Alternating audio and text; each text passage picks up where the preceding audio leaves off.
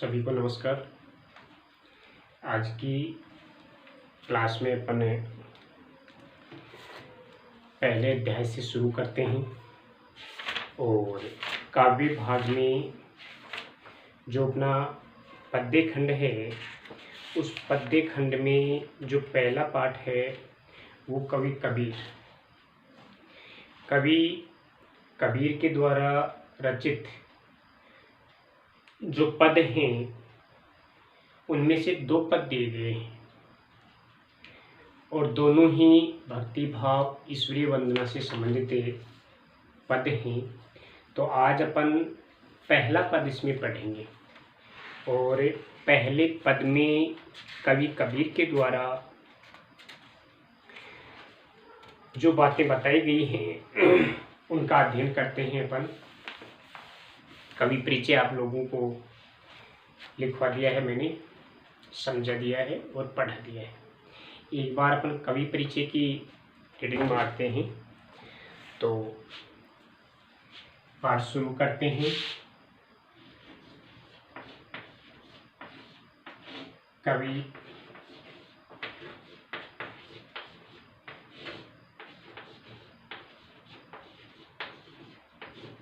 कबीर के पद।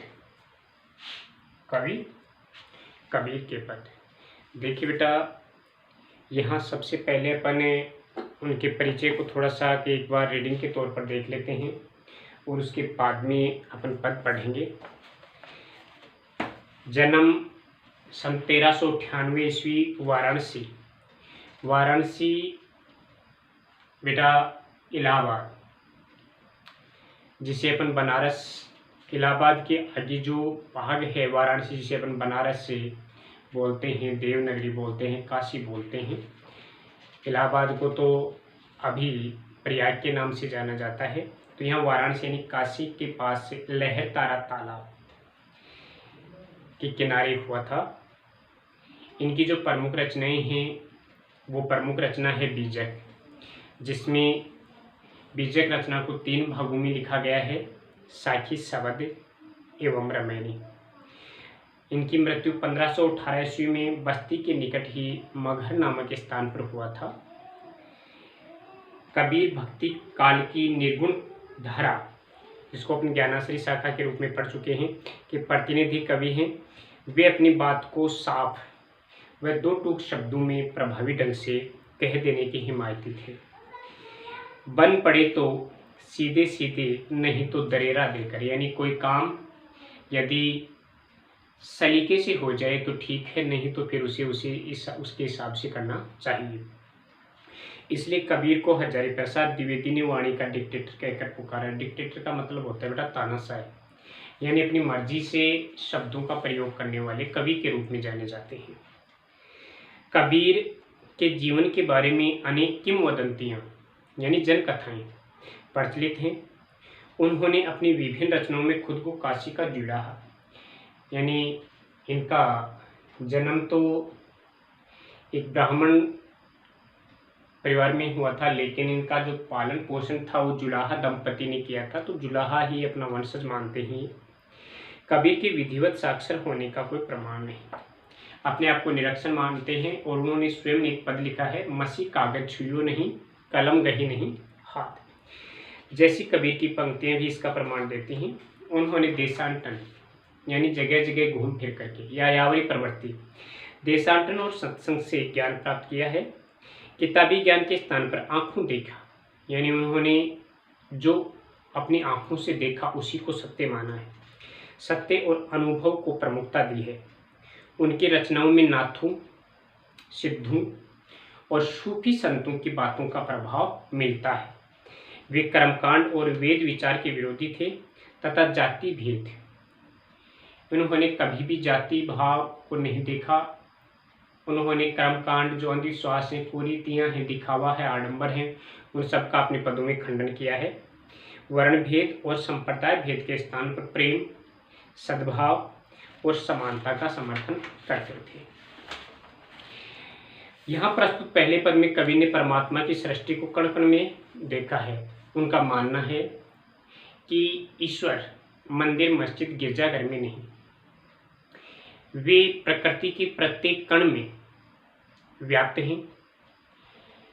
उन्होंने ईश्वर की व्याप्ति हर जगह मानी है और उन्होंने इस बात को कहा भी है कि तेरे हृदय में बैठा हुआ जो अतिथि है वो क्या है, वो परमात्मा है। यानी आत्मा कहाँ निवास करती है, जहाँ आत्मा होती है वहाँ परमात्मा, यानी आत्मा में परमात्मा का निवास है। हर आत्मा में, हर जीव में परमात्मा होती है। ज्योति रूप में स्वीकार किया है तथा उसकी व्याप्ति चराचर, चर और अचर, सजीव और निर्जीव में दिखाई पड़ती है। इसी व्याप्ति को अद्वैत सत्ता के रूप में देखते हुए विभिन्न उदाहरणों के द्वारा रचनात्मक अभिव्यक्ति दी है।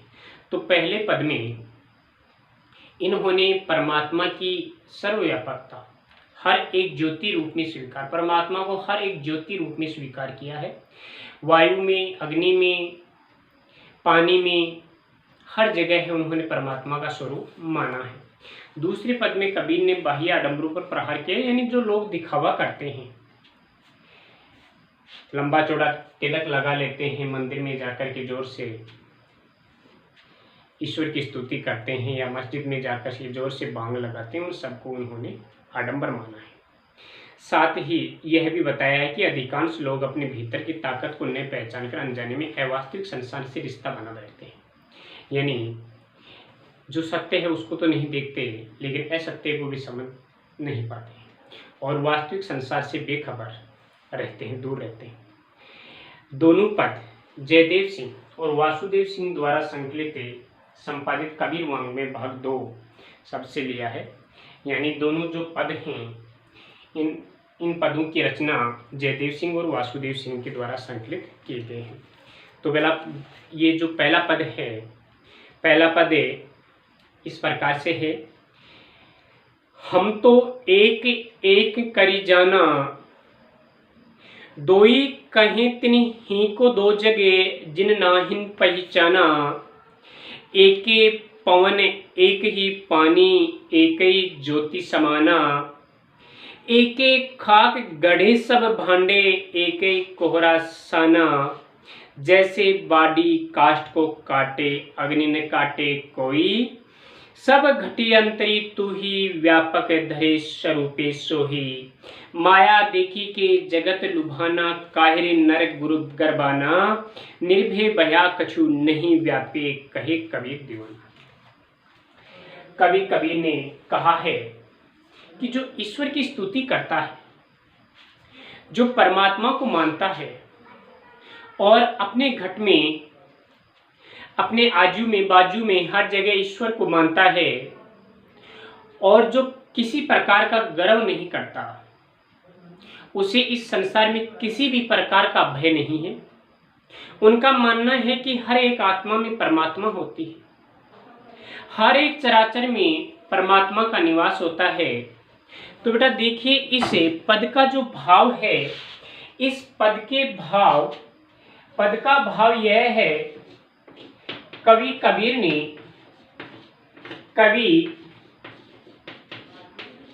ने पद के माध्यम से बताया है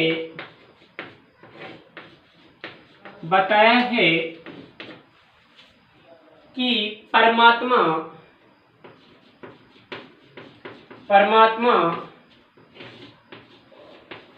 हर जगह व्याप्त है, हर जगह व्याप्त है और यह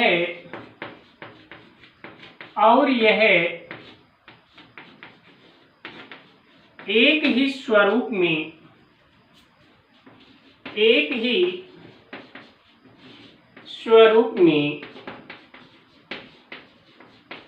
विद्यमान है। इसका कोई रंग रूप आकार प्रकार नहीं है, इसका कोई रंग रूप आकार प्रकार रंग रूप यानी स्वरूप नहीं है, इसलिए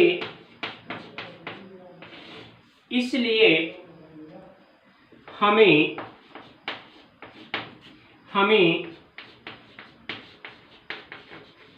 निराकार ईश्वर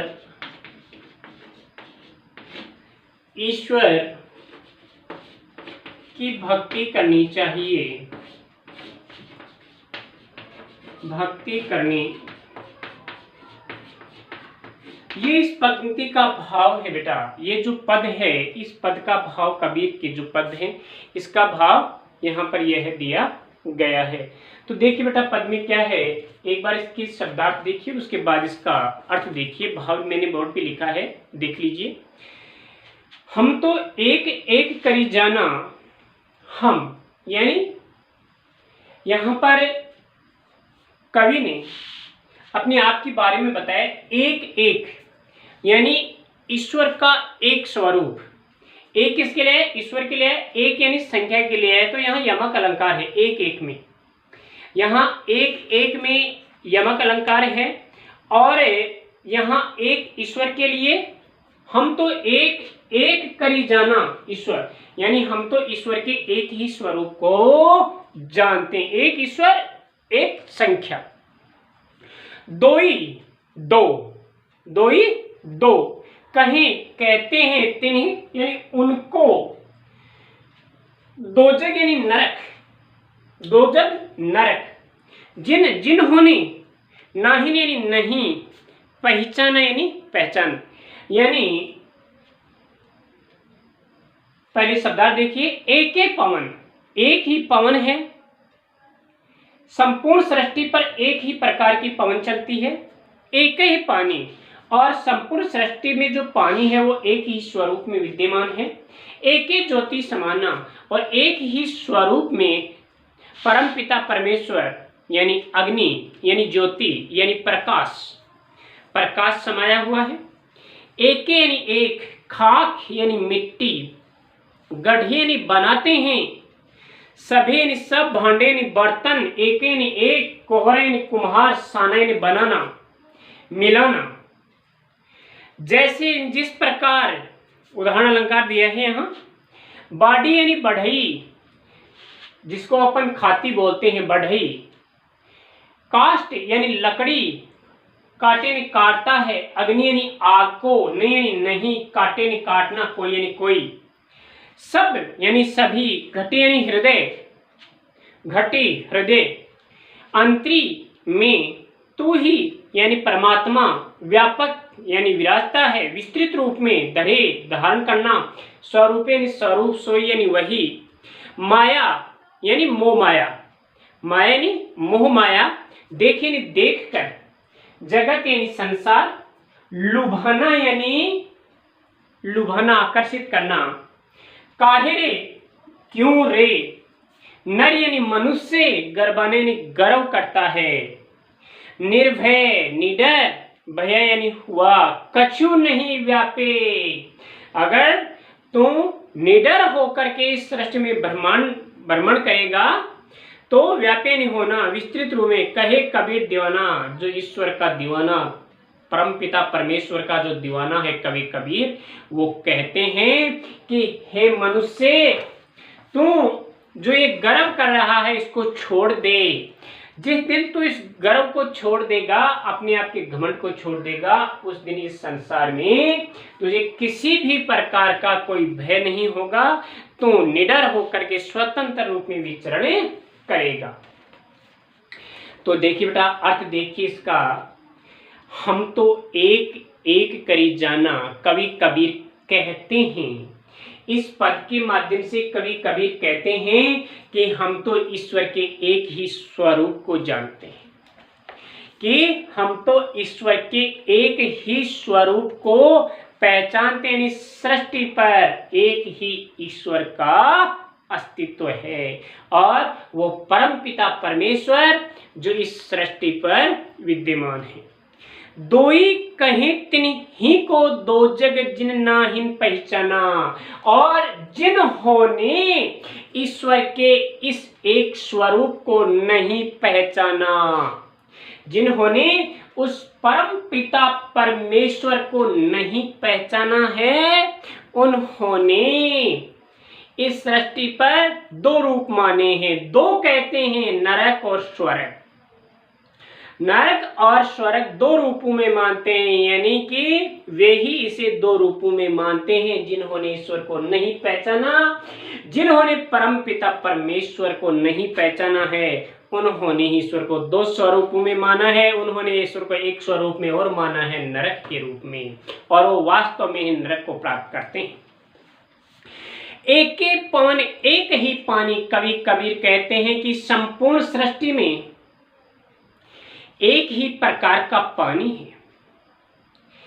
एक ही पवन एक ही पानी, पवन यानी वायु कि एक ही वायु, एक ही स्वरूप में वायु है और एक ही स्वरूप में पानी है, जल है। एक ही ज्योति समाना और संपूर्ण सृष्टि में एक ही प्रकार का प्रकाश विद्यमान है। एक एक खाक गढ़े सब भांडे, एक एक कोहरा सना। और जिस प्रकार से एक कुंभार एक कुंभकार, जिस प्रकार से एक कुम्हार एक कुंभकार एक ही मिट्टी से अनेक स्वरूप वाले छोटे बड़े हल्के भारी यानी अलग अलग प्रकार के मिट्टी के बर्तन बना देता है। कवि कबीर कहते हैं कि जिस प्रकार से एक कुम्हार एक ही मिट्टी से अलग अलग स्वरूप के बर्तन बनाता है, घड़े बनाता है, मटके बनाता है, उसी प्रकार से यह परम पिता परमेश्वर भी उस एक ही प्राण वायु से, उस एक ही स्वरूप से अलग अलग मनुष्यों को जन्म देता है। विधाता उसे अपने अस्तित्व में लाती है। तो यहाँ कवि कबीर ने कुंभकार को यानी कुम्हार को भी ईश्वर का स्वरूप माना है, ब्रह्मा का स्वरूप माना है।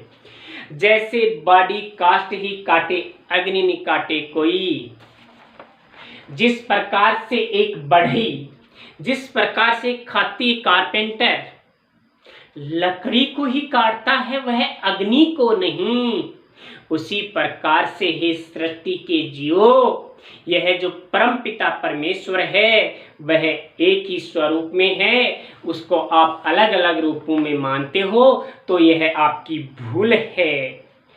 सब घटी अंतरी तू ही व्यापे धरे स्वरूपे सोही, हे परम पिता परमेश्वर, हर एक आत्मा में तेरा ही वास है।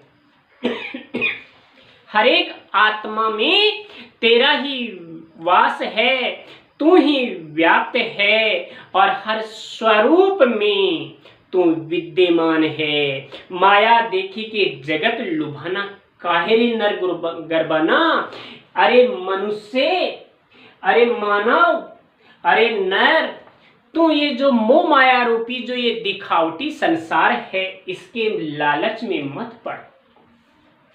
अरे हे मनुष्य, अरे हे नर्म, अरे हे मानव, तू जिस इस मायावी संसार में विचरण कर रहा है, यह मायावी संसार केवल लुभावना है, यह केवल एक जाल है और तू इस मोह माया के चक्कर में पड़कर के तू व्यर्थ ही गौरव कर रहा है, तू व्यर्थ ही अपने आप के जीवन को नष्ट कर रहा है।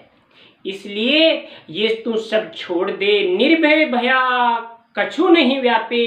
और हे मनुष्य, जिस दिन तू उस परम पिता परमेश्वर में, उस परमात्मा में, जिस दिन तू उस एक ईश्वर के स्वरूप को मान लेगा, उस दिन तू इस संसार में निर्भय होकर के, निडर होकर के विचरण करेगा और तुझे इस सृष्टि पे तेरा कोई कुछ बाल भी बाका नहीं कर सकेगा। जिस प्रकार से ये उस परमात्मा का, उस परम पिता परमेश्वर का जो दीवाना है, अपने आप को दीवाना कहता है कबीर उस परम पिता परमेश्वर का, उसी प्रकार से हे मानव, तो अपने आप को उस ईश्वर के हवाले कर दे। तू इस मायावी संसार के पीछे मत दौड़, तू इस मायावी संसार से मोह लगाना छोड़ दे और अपने आप को ईश्वर को समर्पित करके अपने आप को उसमें लीन कर दे। तो बेटा कवि कबीर ने इस पद के माध्यम से उस परम पिता परमेश्वर के एक ही स्वरूप को मान करके अपने आप को इस मायावी संसार से अलग करके परम पिता परमेश्वर में लीन करने की जो प्रेरणा देते हैं उसका वर्णन यहाँ पर किया गया है। तो देखिए बेटा यहाँ इस पद में जो विशेष हैं इसमें सदुकड़ी भाषा का प्रयोग किया गया है। भाषा कौन सी है? सदुकड़ी भाषा है। गेय पद है, यानी गेय शैली में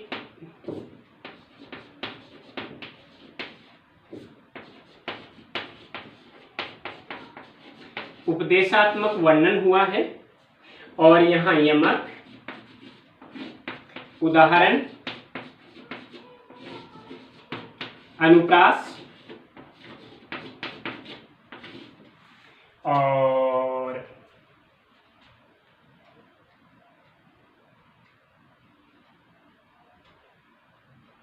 इत्यादि अलंकारों का प्रयोग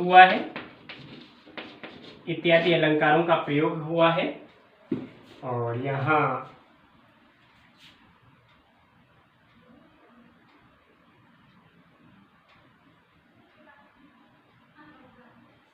परम पिता परमेश्वर के ईश्वर के एक ही स्वरूप, ईश्वर के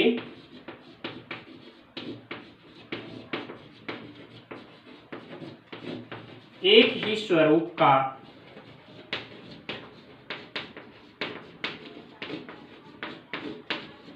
गुणगान किया है। तो बेटा ये था कबीर का पद जो आज आपने पढ़ा है।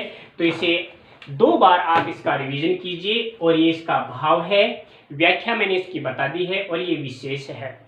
तो इसे आप अच्छी तरह से पढ़िए, बाकी अपन कल की क्लास में करेंगे। धन्यवाद।